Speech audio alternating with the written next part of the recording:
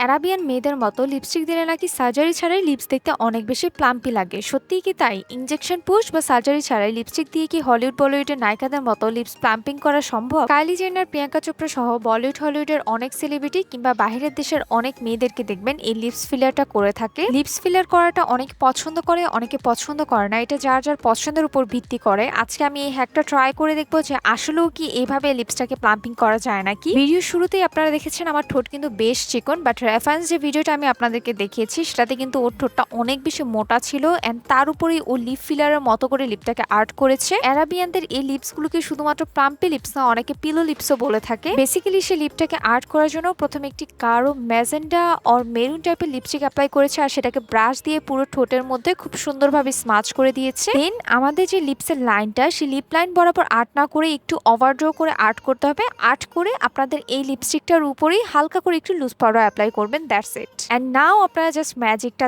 দেখেন যে আমার লিপস কি পরিমাণে প্লাম্পি লাগছে। আমি পুরাই অবাক হয়ে গিয়েছি যে এই হ্যাকটা আসলেও কাজ করেছে। আমি প্রথমে ভেবেছিলাম অ্যারাবিয়ান মেয়েটা লিপস ফিলার করা, তাই হ্যাকটা খুবই ফালতু হবে, but I was wrong. And আমি পার্সোনালি লিপ ফিলার একদমই পছন্দ করি না, কারণ আমাকে একদমই মানায় না। আমার ন্যাচারাল লিপসে অনেক ভালো মানায়। অনেকেরই আছে লিপসটা অনেক বেশি চিকন, বাট বলিউড হলিউডের সেলিব্রিটিতে দেখি একটু লিপসটাকে ওভারড্র করতে পছন্দ করে। তারা চাইলে ট্রাই করতে পারেন। নতুন আরো ভিডিও পেতে আমার পেজটাকে ফলো করবেন। টাটা।